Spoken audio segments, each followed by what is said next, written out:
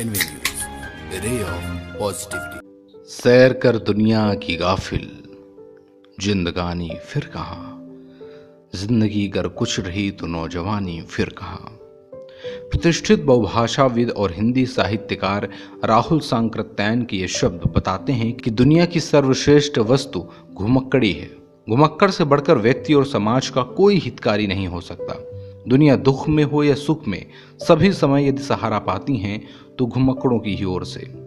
आधुनिक हिंदी साहित्य के महापंडित राहुल सांकृत्यायन जी का जन्म 9 अप्रैल 1893 को उत्तर प्रदेश के आजमगढ़ जिले पदहा गांव में हुआ। उनका बचपन का नाम केदारनाथ पांडे था। राहुल सांकृत्यायन के पिता और माता का नाम कुलवंती था। भाइयों में सबसे बड़े राहुल जी थे। बचपन में ही इनकी माता का देहांत हो जाने के कारण इनका रामशरण पाठक और नानी ने किया। राहुल सांकृत्यायन को प्राथमिक शिक्षा के लिए गांव के ही एक मदरसे में भेजा गया। राहुल जी का विवाह बचपन में कर दिया गया। ये विवाह राहुल जी के जीवन की एक बहुत बड़ी घटना थी, जिसकी वजह से राहुल जी ने किशोरावस्था में ही घर छोड़ दिया। घर से भागकर ये मठ में साधु हो गए, लेकिन अपनी यायावरी स्वभाव के कारण वो वहां भी टिक नहीं पाए। 14 वर्ष की अवस्था में ये कलकत्ता भाग गए। इनके मन में ज्ञान प्राप्त करने के लिए गहरा संतोष था, इसीलिए वे भारत में कहीं एक जगह नहीं टिकते थे।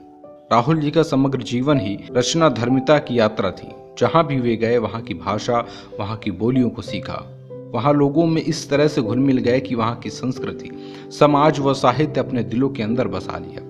राहुल सांकृत्यायन उस दौर के उपज थे जब ब्रिटिश शासन के अंतर्गत भारतीय समाज, संस्कृति, अर्थव्यवस्था और राजनीति सभी संक्रमणकालीन दौर से गुजर रहे थे। राहुल जी ने अपने जिज्ञासु और घुमक्कड़ प्रवृत्ति के चलते घर बार त्याग कर साधु वेशधारी सन्यासी से लेकर वेदांती, आर्य समाजी व किसान नेता एवं बौद्ध भिक्षु से लेकर साम्यवादी चिंतक का लंबा सफर तय किया। सन 1930 में श्रीलंका जाकर वे बौद्ध धर्म में दीक्षित हो गए एवं तभी से वे रामोदर साधु से राहुल हो गए और सांकृत्य गोत्र के कारण सांकृत्यायन कहलाए। राहुल सांकृत्यायन ने लंका में 19 मास प्रवास किया। श्रीलंका के अलावा राहुल सांकृत्यायन ने इंग्लैंड और यूरोप की यात्रा की। 2 बार लद्दाख यात्रा, 2 बार तिब्बत यात्रा, जापान, कोरिया, मंचूरिया, सोवियत भूमि, ईरान में पहली बार और तिब्बत में तीसरी बार 1936 में, सोवियत भूमि में दूसरी बार 1937 में और तिब्बत में चौथी बार 1938 में यात्रा की। उनकी अद्भुत तर्क शक्ति और अनुपम ज्ञान भंडार को देखकर काशी के पंडितों ने उन्हें महापंडित की उपाधि दी एवं इस प्रकार वे केदारनाथ पांडे से महापंडित राहुल सांकृत्यायन हो गए। 36 भाषाओं के ज्ञाता राहुल ने उपन्यास, निबंध, कहानी, आत्मकथा, संस्मरण व जीवनी आदि विधाओं में साहित्य सृजन किया, परंतु अधिकांश साहित्य हिंदी में ही रचा। राहुल तथ्यान्वेषी व जिज्ञासु प्रवृत्ति के थे, सो उन्होंने हर धर्म के ग्रंथों का गहन अध्ययन किया।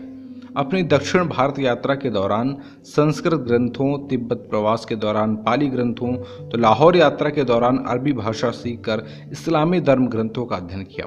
इस तरह से एक प्रतिष्ठित बहुभाषाविद होने के नाते विश्व दर्शन के क्षेत्र में राहुल सांकृत्यायन जी का अनुपम साहित्यिक योगदान है।